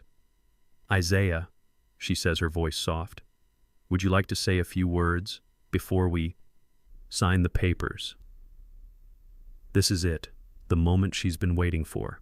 My final humiliation, my public surrender. I look up. I take a deep, rattling breath. I grip my cane. I look at Heather. I look at Andre. I look at the board. Yes, I whisper. I would. But before I sign anything, before I say goodbye, there is one last piece of business. Heather's smile tightens. She does not like this. Business, Zay, I think we've covered. No, I say, my voice a little stronger. My lawyer, Mr. Garrison, he has a final report, a clarification, for the board. Before I go, I nod to the back of the room. Garrison, are you ready? Heather whips her head around. She did not know Garrison was invited. The main boardroom doors swing open, and Garrison walks in. He is not alone. He is flanked by 2 of his sharpest junior partners. They are not carrying briefcases. They are rolling in carts piled high with thick-bound documents and a projector. Heather's face for the first time shows a flicker of confusion, a tiny crack in the perfect mask. Garrison, she says, her voice losing its sweetness. What is the meaning of this? This meeting is a formality. Garrison walks to the front, sets up the projector, and looks at me. I give him a slow, almost imperceptible nod. Ladies and gentlemen of the board, Garrison says, his voice booming into the silent room, Mr. Thompson has indeed decided to restructure his estate. But before that, he asked me to present a final audit of company and family assets. He looks directly at Heather, and we have found some discrepancies. I leaned back, letting the feigned tremors in my hands subside. Heather was beaming. Her parents sitting in the front row looked like they had just won the lottery. My son Andre looked like he was about to be sick. I nodded slowly, playing the part of the defeated king. Yes, I whispered, my voice a dry rasp. The papers.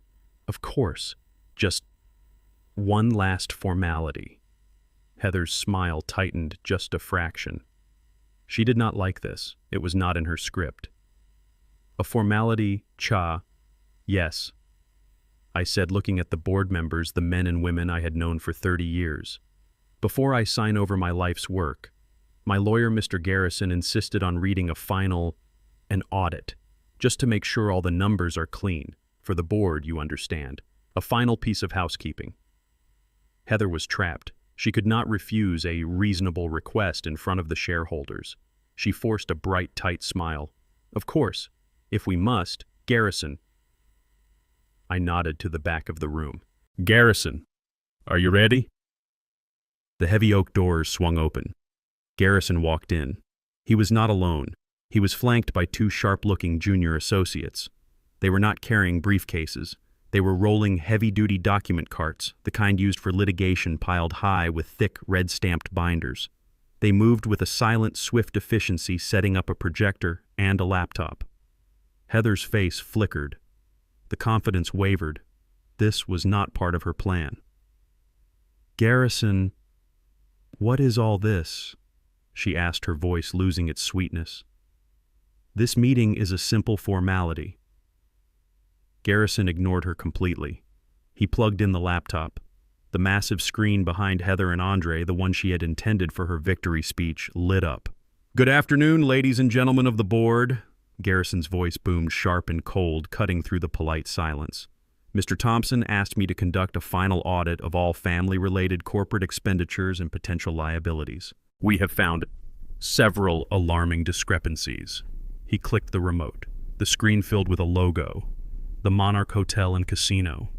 "First, Garrison said, we have an unsecured debt liability of $150,000. This debt is traced to several high-interest credit lines." Heather scoffed, though her face had gone pale. "This is ridiculous. What does this have to do with this company? This debt," Garrison continued, his voice like ice, "is tied to these specific expenditures." He clicked again. The screen filled with casino logos, the Monarch, the Atlantis Resort, Caesar's Palace, Las Vegas. All charges were made in the high roller lounges. All charges were made by you, Mrs. Thompson. A collective gasp sucked the air out of the room.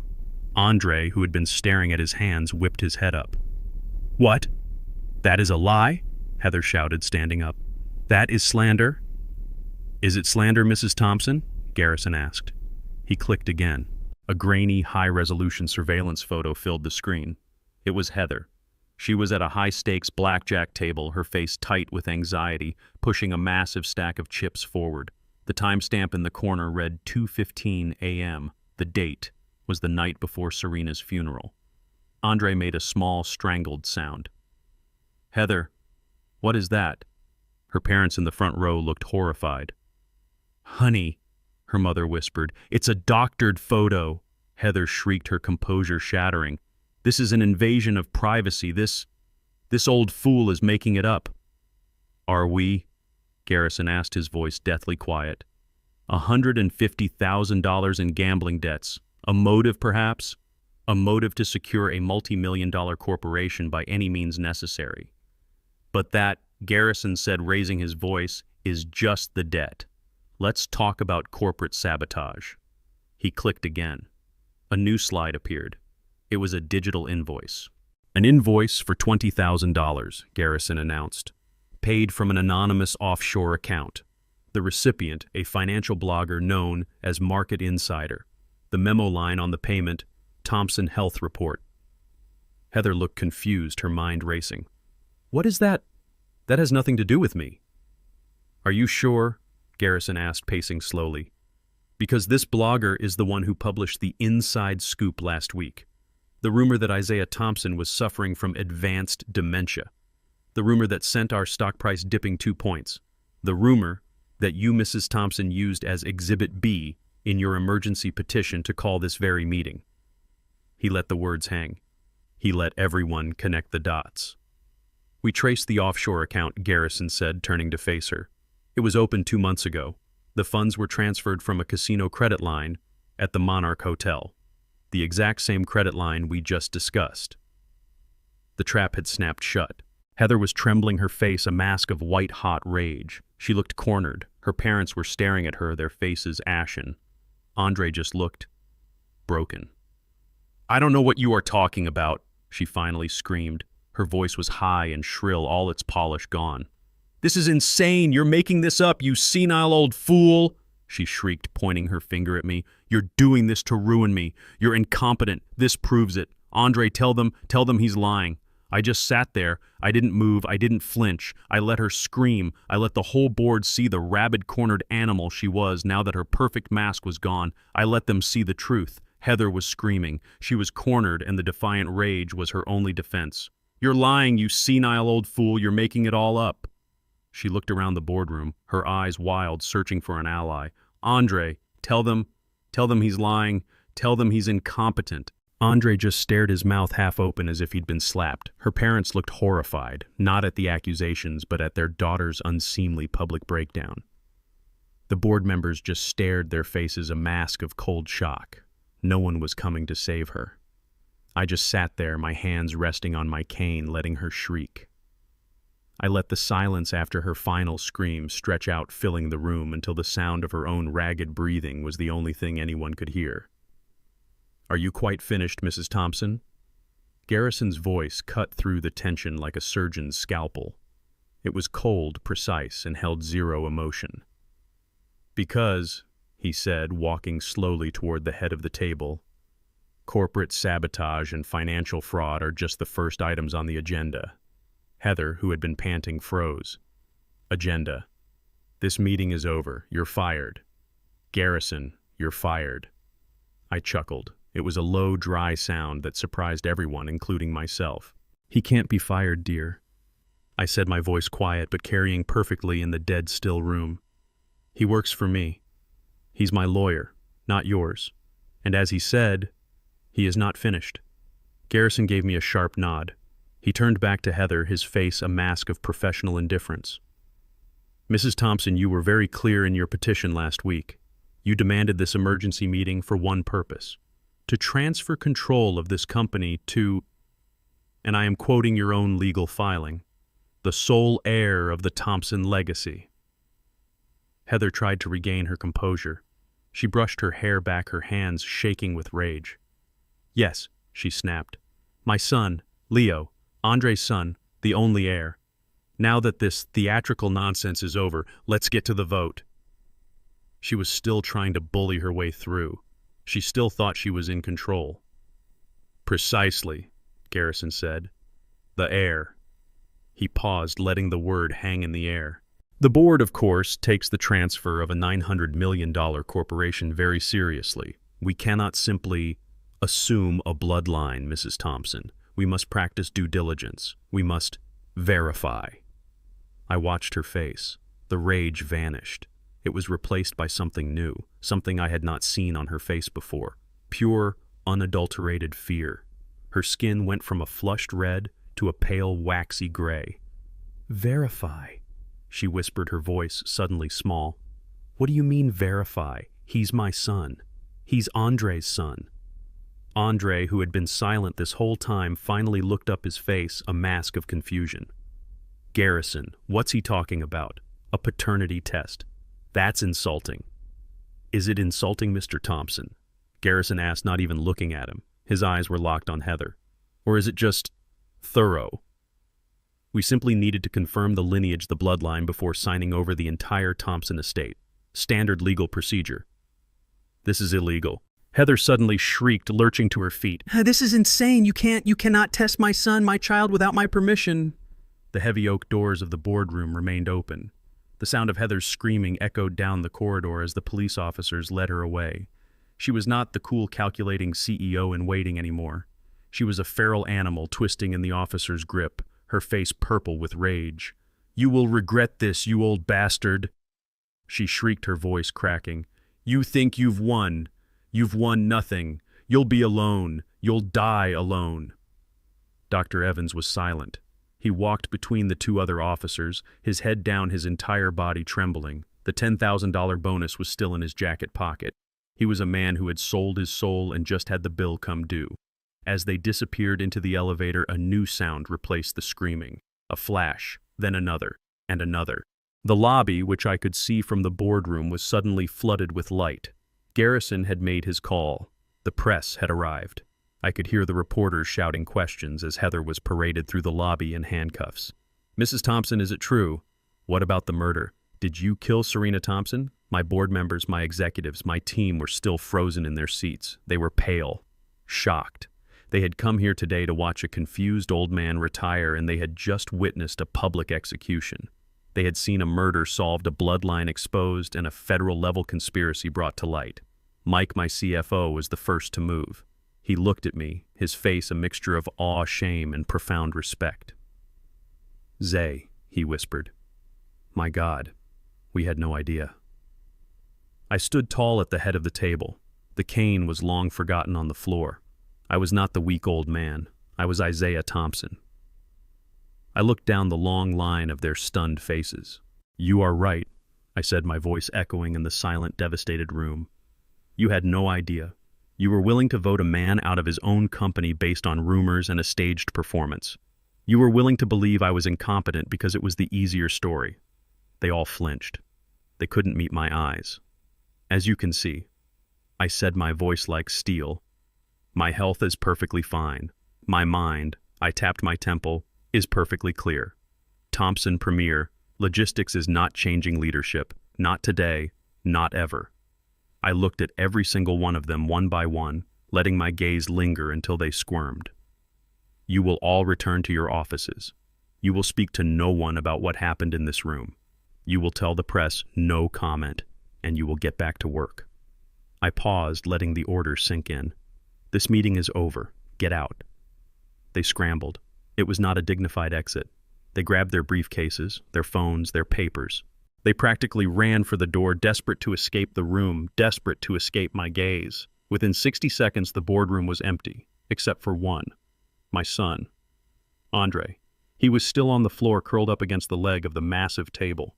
He had not moved. He was still sobbing those horrible, gut-wrenching broken sounds. He was a 42-year-old man weeping like a lost child, the son of a king reduced to a pathetic sobbing heap on the carpet. I walked over to him. I stood above him looking down. The rage was gone. The coldness was gone. All that was left was a vast empty ocean of sadness and pity. He was my son, my blood. And he was nothing. He was a hollow shell filled with another person's lies. "Dad," he whispered, his voice muffled by the carpet. "Dad, I didn't know." I sat down in the chair next to him. Not the CEO chair, just a simple chair. "You didn't know," I asked, my voice quiet. "Or you didn't want to know Andre?" He looked up at me. His face was a wreck, snot, tears, saliva. "I loved her," he choked out. "She said you were confused. She said you were hurting the company. I just wanted to protect." "To protect what?" I cut him off, my voice still quiet but hard. "To protect her, or to protect the lie. The lie that you were a strong man. The lie that you had a perfect son. The lie that you were finally going to be in charge." "No," he wailed. "Leo, my boy, my son. Oh God, is it really true, Dad? 0%. The test doesn't lie, Andre. He is not your son. He was never your son. He was her insurance policy. He was her leverage. He was the tool she used to secure my company." But he stammered, his mind unable to process it. "She loved me." "Did she?" I asked. "Did she love you when she was gambling away your future? Did she love you when she was meeting Dr. Evans at a cheap motel? Did she love you when she was slowly, day by day, pumping your mother full of poison?" He flinched as if I had hit him. "She wouldn't. She couldn't. Not Serena. She loved Mom. She cried. She was acting." I roared, the anger flashing back. "She was acting, and you were her gullible audience. You chose to believe the lie because it was easier, Andre. It was easier than being a man. It was easier than standing up to your wife. It was easier than protecting your own mother." I stood up, pacing. "You saw her. You saw her manipulate you, separate you from your family, turn you against me. You knew something was wrong. You knew your mother was getting sicker, not better. But you said nothing. You did nothing. You just let it happen." I stopped in front of him. "She played you, Andre. She played you for a fool. You betrayed your father. You betrayed your mother's memory. And you did it all for a woman who was cheating on you and for a child that wasn't even yours." He just sobbed, his face in his hands. "What do I do? What do I do? My life it's over. It's all gone." I reached into my suit pocket. I pulled out a single stiff business card. I looked at it. The Summit Creek Recovery Center. "Your life isn't over," I said, my voice flat. "But this version of your life is. The version where you are a weak, manipulated, frightened boy. That version ends today." I tossed the card onto the table in front of him. It slid across the polished wood and stopped right by his hand. He looked at it, his eyes blurred with tears. "Rehab," he whispered. I don't. "You are an addict," I said, my voice leaving no room for argument. "You're addicted to her. You're addicted to her approval. You're addicted to the lies she told you. You are weak, Andre. And she fed on that weakness until she destroyed you. You need to get clean. You need to find out who you are without her, without me." He stared at the card. He didn't pick it up. I turned and walked toward the door. I left my cane on the floor. I didn't need it. I paused at the doorway, my hand on the frame. I looked back at the broken man on the floor of my boardroom. "When you are ready to be a man," I said, "when you are ready to build a life on your own truth, not on someone else's lies, then you call me. But don't you dare call me a day before." I walked out. I did not look back. I closed the heavy oak door, leaving him alone in the silence with the wreckage of the life he had chosen. "We didn't need your permission, Mrs. Thompson," Garrison said, his voice flat. "We obtained a discarded plastic water bottle from his preschool playground, legally obtained from public trash. And," he glanced at Andre, "we obtained a water glass used by Mr. Andre Thompson at a lunch meeting yesterday. Both samples were legally obtained, processed by a certified lab, and the results are legally binding." This was the moment. The air in the room was so thin, so tight, I could barely breathe. Heather's parents were staring at her, their faces suddenly filled with a dawning horror. Dr. Evans at the end of the table was starting to sweat, and Andre, my son, just looked lost. "I believe," Garrison said, his voice dropping, "that this is the document you've been waiting for." He pressed the button on his remote. The slide on the massive screen changed. The casino photos, the surveillance stills, the forged invoices, they all vanished. In their place, a simple black and white document appeared. It was clinical official. It was titled in large bold letters, "Paternity Analysis Report, Case File 44B91. Below it, Subject A. Andre K. Thompson, Subject B. Leo M. Thompson." The room was so quiet I could hear the hum of the air conditioning. I could hear Heather's breathing, which had become a short, sharp, shallow gasp. I watched Andre. I watched my son's face as he read the words. He squinted. He leaned forward. He didn't understand. Garrison let the image hang there for 5 long, agonizing seconds. He wanted them to read it. He wanted them to absorb it. Then he clicked the remote one last time. A red box thick as a bloodstain appeared on the screen. It highlighted the final line of the report, the only line that mattered. It was just a few words and a number. Garrison read it aloud, his voice echoing in the chamber like a judge's sentence. "Probability of paternity, 0.0%. Andre just stared. He didn't move. His mind was trying to catch up with the words. "0," he whispered to himself. "What 0%? Heather made a sound, a strangled, desperate noise, and lunged forward. She grabbed the laptop on the table, trying to slam it shut to make the screen go dark. "No, it's a lie. It's a fake." "He faked it. That old bastard, he faked it. He's lying." 0%, Andre said again. His voice was louder now. He turned his movements stiff, robotic like a machine. He looked at his wife. His face was a terrifying blank mask of utter confusion. "Heather, what does that mean, 0%? That's a mistake, right? It's a mistake." "He's lying."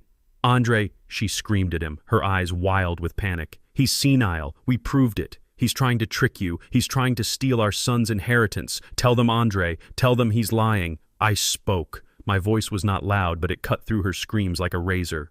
"He's not your son, Heather." Andre froze.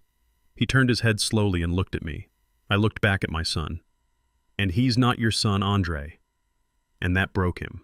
Andre let out a sound. It was not a word, it was not a cry, it was a roar, a sound of pure, primal animal agony that seemed to be ripped from his very soul. "What?" He grabbed Heather by the arms of her expensive white suit. He hauled her to her feet. "What does he mean, Heather?" He screamed, his face inches from hers. "What does 0% mean?" "Andre, stop. You're hurting me," she cried, trying to pull away. "He's yours. He's yours. I swear to God, he's just trying to divide us." 0%! Andre roared, his voice cracking, his face turning a deep, dark purple. He shoved her away from him so hard she stumbled back against the table. 0% is not mine, my son, my whole. You lied to me.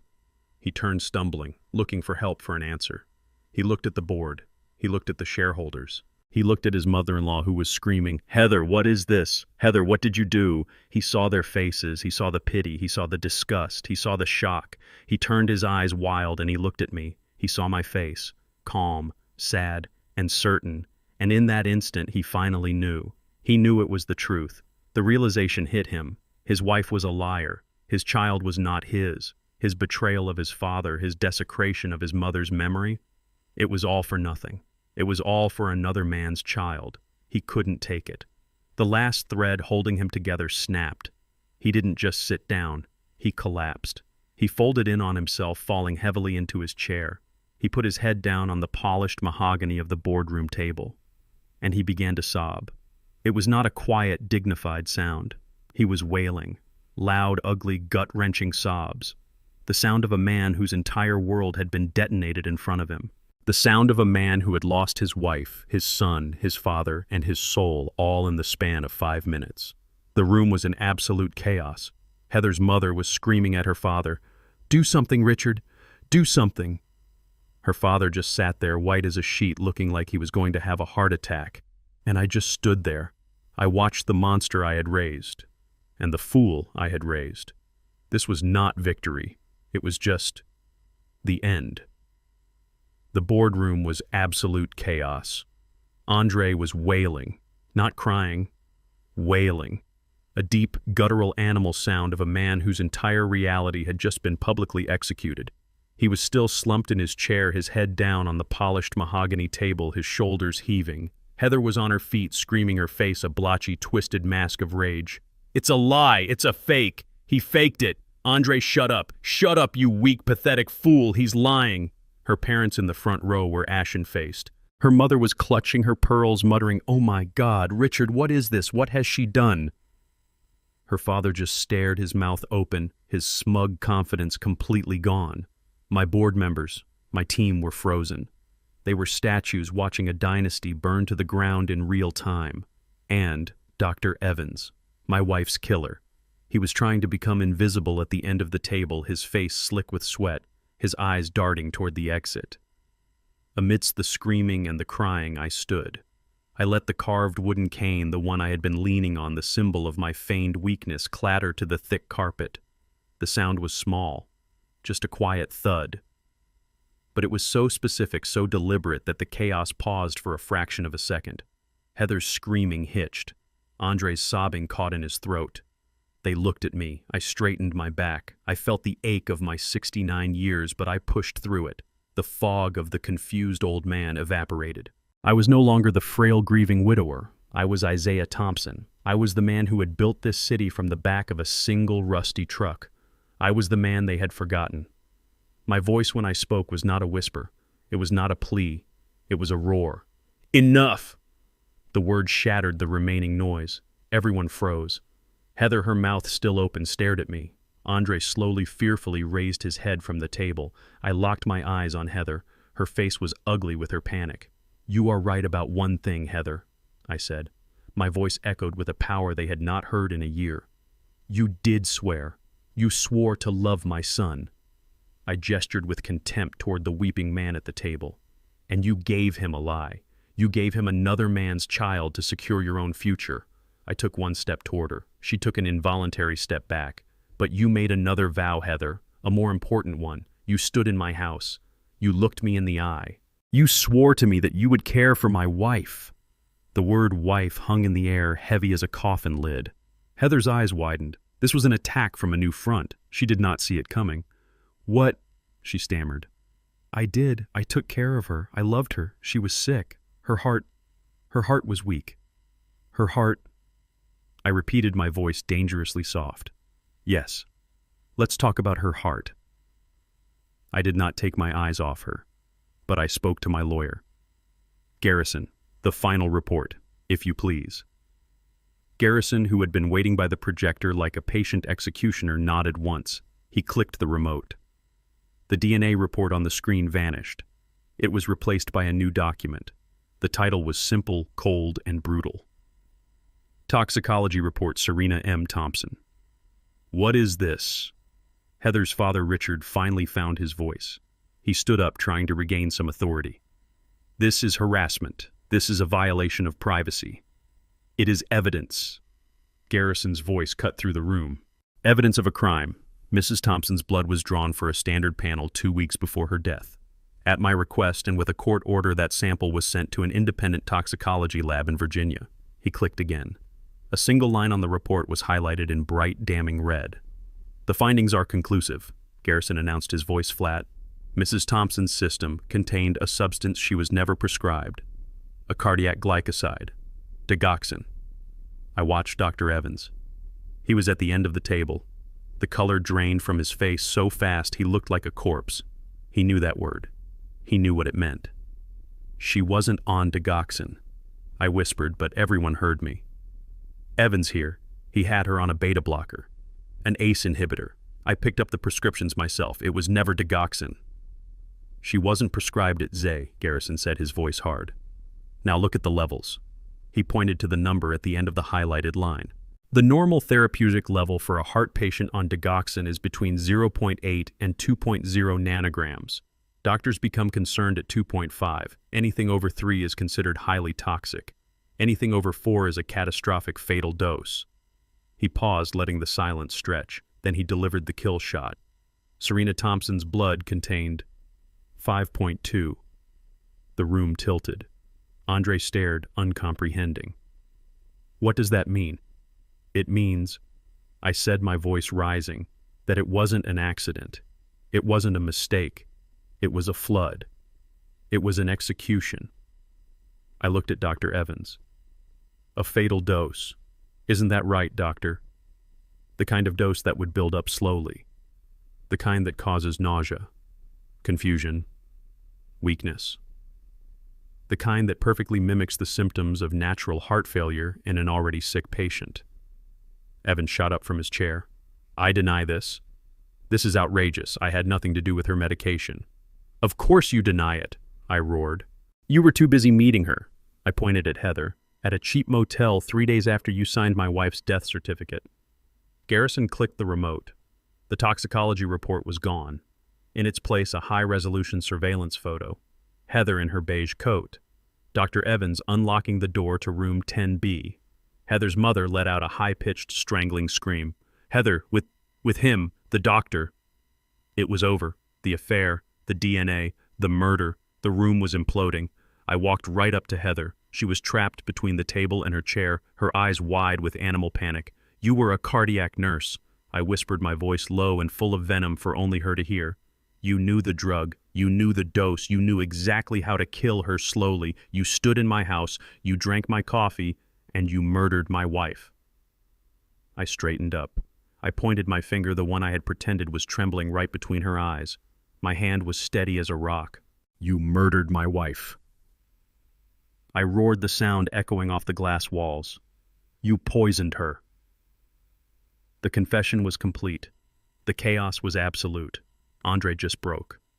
The sound he made was inhuman. He slid from his chair and collapsed onto the floor, curling into a fetal position, wailing, "No, no, no, she said she loved her, she said she loved her." Heather's mother fainted, slumping forward onto the table. Her father, Richard, grabbed Heather by the arm. "We're leaving. We are leaving right now." He started to drag her toward the main doors. Dr. Evans bolted. He shoved a junior associate aside and made a run for the exit. They were all running. "Garrison," I said, my voice perfectly calm. "On it, Zay," he replied, speaking clearly into his phone. "Now." Just as Heather and her father reached the boardroom doors, just as Dr. Evans put his hand on the brass handle, the doors burst open. 2 uniformed police officers stepped in, blocking the exit completely. Behind them stood 2 homicide detectives, their badges out, their faces grim. "Stop right there," the lead detective commanded. Heather's father froze.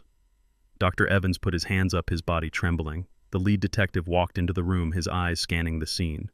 The fainted woman, the man sobbing on the floor, the stunned board members. His eyes finally landed on me. "Isaiah Thompson." "I am," I said. He nodded once to Garrison. Then his gaze snapped to Heather. "Heather Thompson, you are under arrest for the suspected murder of Serena Thompson." He then looked at the sweating, terrified doctor. "Dr. Robert Evans, you are under arrest for conspiracy to commit murder." The officers moved in. Heather didn't fight. She didn't scream. She was in shock. All the fire, all the arrogance, all the confidence was gone. She was just empty.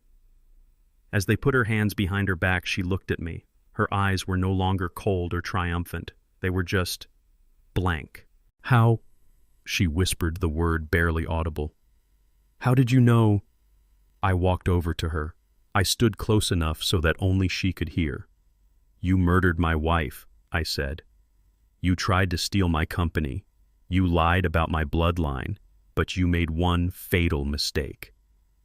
She stared at me, her empty eyes asking the question. "You thought I was stupid," I whispered. "You forgot. I am this company, and I protect what is mine." 6 months. 6 months have passed since the day I took my company back. 6 months since the day my world ended and began again, all in the same afternoon. The boardroom is clean now. The reporters are gone. The company is stable. Stronger even. My team knows exactly who is in charge. But today, I am not the CEO. I am just a man. I am standing in the quiet green of the cemetery. The morning sun is warm on my back. The air smells like fresh-cut grass and damp earth. I am standing in front of Serena's grave. The marble is smooth and cool under my hand. Serena M. Thompson. Beloved wife, adored mother. 1956 to 2025. I brought a single red rose, her favorite. I carefully place it on the stone, my fingers brushing the engraved letters of her name. It is a ritual I have kept every week. But this week is different. I am not alone. I am holding a small, warm hand. Leo's hand. He is 5 years old. He is innocent. He is the only piece of this whole wretched mess that came out clean. The courts granted me full custody last month. He is my grandson. Not by blood, perhaps, but by love. By duty. He is a Thompson now. That is all that matters. He does not understand where his mother is. He does not ask about Andre. He just knows he is safe with me. That is enough. Heather is in a cell. She is awaiting trial. The evidence Garrison and I gathered was overwhelming. The toxicology report, the DNA test, the casino debts, the surveillance photos of her and Dr. Evans, the attempted corporate fraud. The district attorney called it a slam dunk. She is facing life in prison with no possibility of parole. Her parents, the smug, arrogant couple from the boardroom, did not post her bail. They have not returned my calls. And Andre, my son, my poor, broken, foolish son. He is in rehab, at the Summit Creek Recovery Center, the card I gave him. He sat in that empty boardroom for 3 hours after I left. Then he made the call. He is fighting. He is trying. The doctors say he was completely codependent, addicted to Heather's approval, terrified of her anger. He is trying to learn how to be a man. I do not know if he will succeed. But he is trying. I look down at the cold marble. "I kept my promise, Serena," I whisper. The words are carried away by the breeze. "I kept my promise. I know you suspected her. In your last days, you tried to warn me, and I was too busy grieving to listen. I'm sorry for that, but you were right. You were right about all of it." I squeeze Leo's small hand. "Maul." He looks up at me, his eyes wide and curious, not understanding who I am talking to. "It's done now, my love," I say to the stone. "She can't hurt us anymore. She can't hurt your company. She can't hurt your son." I sigh a long, heavy breath that feels like it has been trapped in my chest for a year. Now you can rest. You can finally rest in peace." I look down at Leo. He smiles up at me. It is a real smile, a child's smile.